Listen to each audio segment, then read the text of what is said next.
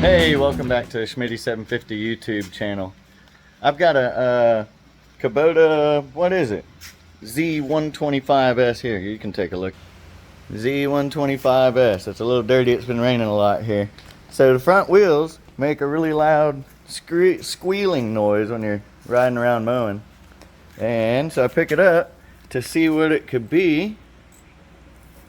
And well, that's not good. There's some bearings. There's a bearing in here on this side, and then on the other side here there's a bearing. Obviously that one on our left is the bad part. The other wheel was probably squealing too, because it's only got one of the two bearings. Okay, there's your 4 bearings. It'll be 2 for each side of the wheel. And if you want to pause it right here and get you a part number, I'll put a link in the description on where you can find these on Amazon, so it'll be really easy if you need to ever replace them. Okay, so now we'll just take off this nut here and slide the bolt out, just to save you a bit of time. That's going to be a 14 millimeter for the nut, and that's a 15 on the bolt head. Okay, so the wheel is off of our fork, and you can see the bearing's not in there. It looks about like what I thought it would look like, just a bunch of pieces. On the other side, that bearing's still in there, so probably just get a punch or something, stick it in there and knock it out. So what we did to get the bearings out is I have a 7/8, I think it's 7/8. Yep, 7/8 deep well socket on an extension, and then just stuck it in there, and it sat on top of the bearing, and then I beat it till it came out.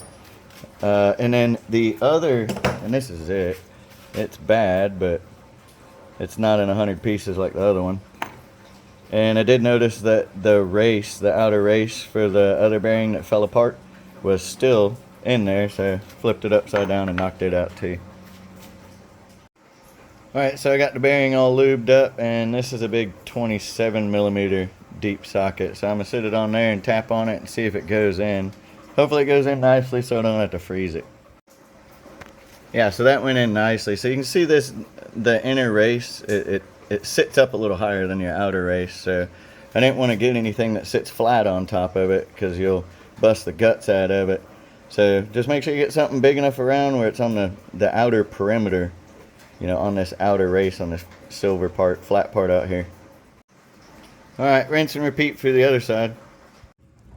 So being that my bearings were so tore up, it did kind of gall up this pin right here, or our bolt that serves as a pin, I guess. So I test fitted it through there before I put it on, and it didn't seem to want to go all the way through. So if your bearing was real bad, do yourself a favor and put a little sandpaper or emery cloth and get this thing smoothed up, and then it should slip right in.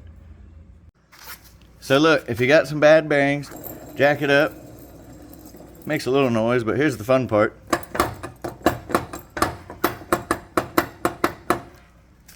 And if it's good,